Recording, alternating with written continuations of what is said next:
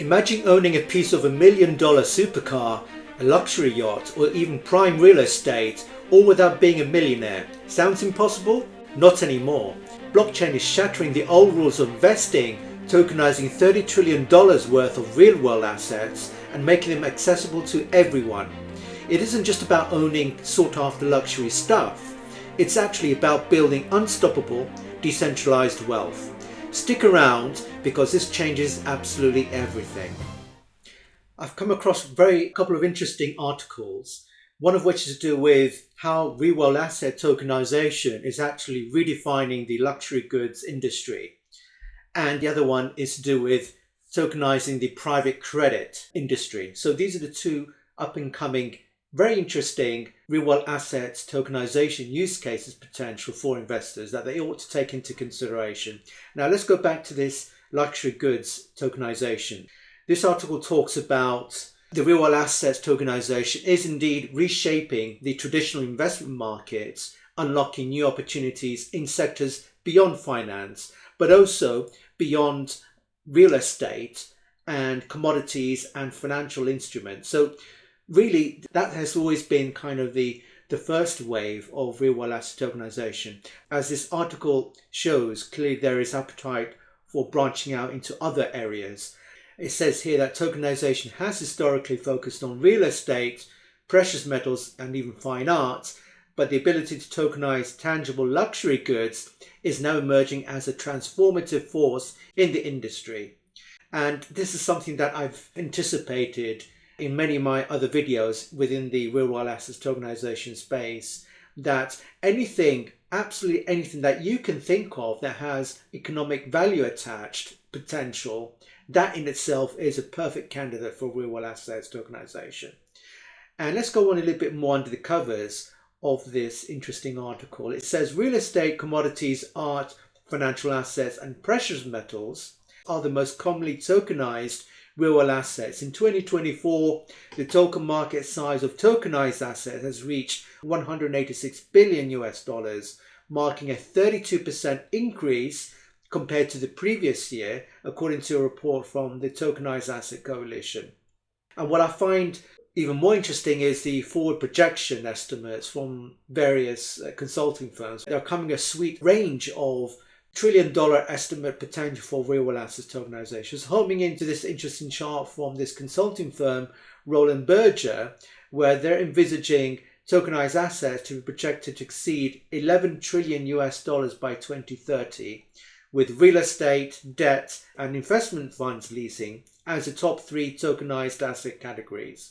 And I've got them listed here so you can actually see. It's really interesting. You can see that Indeed is actually branching out to several other use cases, not just linked within the financial arena and real estate, but also things like private equity, public equity, collectibles and art, even infrastructure, commodities at large, even entertainment and gaming, and even data, companies. And it just gives you that comfort that real-world assets tokenization is really one of those strategic growth industries that any serious government should have a set of measures and policies and frameworks to protect this growing strategic industry, which is clearly unstoppable. And just going on, it says that the rise of tokenized high-end goods, like luxury goods such as supercars, yachts, jets, and even high-end watches, is becoming a transformative trend that is difficult to ignore. Interesting stuff. They even talk about tokenizing luxury vehicles. It says earlier this month, Crypto Autos have acquired a $20 million luxury car rental fleet in Dubai, featuring limited edition of Lamborghinis, Ferraris, Porsche, and even Rolls-Royce models. Customers will have the opportunity to earn USDT, which is the Tether stablecoin backed by the US dollar, through the sale and rental of these vehicles. And it says on the particular nuance of this tokenized luxury vehicles, it says here, unlike niche financial assets, luxury vehicles have a universal appeal and recognition, plus a liquid global market that attracts a wide variety of buyers.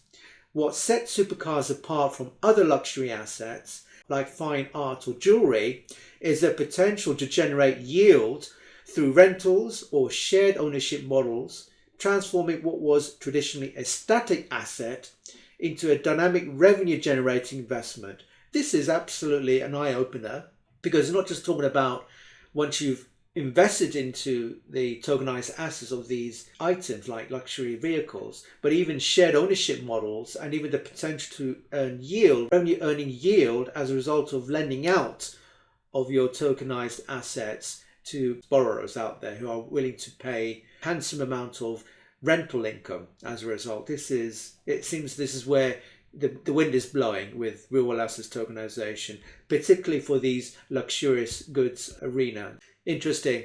In many of my videos in my channel, I have actually explained the particularities of real world assets tokenization and its benefits. So it has touched on the notion of fractional ownership, which is very different from the brick and mortar type of asset ownership. When we're buying cars in the physical and analog world, as it says here, you need to have the upfront capital to pay the entire value of the car itself.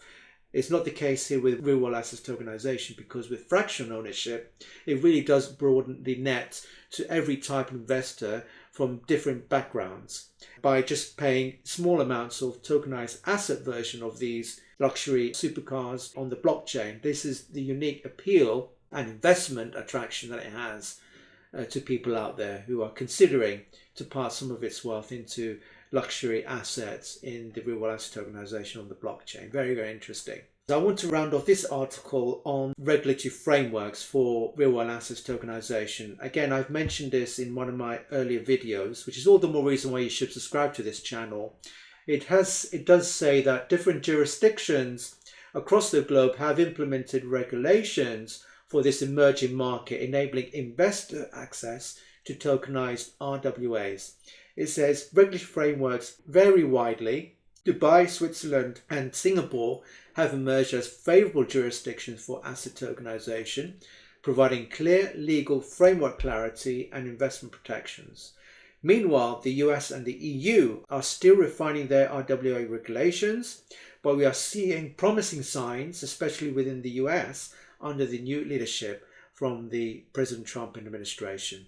So it just comes to show that Singapore has really established the regulatory frameworks on assets, digital assets, and the rest of the first world nations, they're playing catch up because they've turned a blind eye over the potential appeal that RWA brings to investors, particularly when it comes to drawing their capital to investing in this space. But now, ever since Trump has come into office, this is going to be changed quite rapidly, because all kudos to what Singapore have done, but the US is the big elephant in the room. And this is key. They have actually set up a crypto working group to flesh out the details of the digital assets framework. We've also mentioned in my other videos that Trump have actually enacted an executive order establishing US Bitcoin Strategic Reserve and a crypto reserve stockpile. And really, this is where the wind is blowing. So this is really, really comforting for investors that when they do their research, they're going to be supported by this regulatory framework clarity on protecting real world asset tokenization as one of those strategic industry within the crypto industry at large. So this is the second article that I found interesting that I think you ought to know about. This is to do with tokenizing private credit within the financial arena. It says that digital markets and tokenization represent a potential avenue growth for the rapidly expanding and evolving private credit market. Tokenization could help to address some inherent challenges in private credit, potentially facilitating enhanced liquidity, efficiency, and transparency. So this is the benefits that tokenizing private credit would bring to investors. It says that private credit is evolving. Lenders are providing money to an ever-widening base of borrowers, as well as offering a growing range of funds and investment vehicles. At the same time, a digital revolution is brewing that could open access to private credit for both investors and borrowers in a whole new way. And it goes on to say that the majority of wealth and asset managers say they would have allocated more to private credit investments if it weren't for liquidity risks and higher manager fees. If you cut off the middlemen, the asset managers, and the lead times and the costs to sell these private credit funds to its customers through blockchain technology, well, you're going to make lots of savings there, lots of efficiency, and as I said, it brings more transparency because all the transactions resulting of the sales of these private credit to its customers will be made known on the public ledger. So this is really another interesting use case of, yet again, furthering the net of real world assets tokenization across absolutely everything that has an economic appeal. That in itself is the attraction and the investment potential behind this real world assets tokenization. So I hope that between these two articles, it has given you more of an insight and appeal around real world assets tokenization. And this is just a sample of what's to come. It's growing by the day. The $30 trillion estimate provided by many consulting firms by 2030, I think it's rather conservative, purely because there's more and more asset classes that are being tokenized as we speak.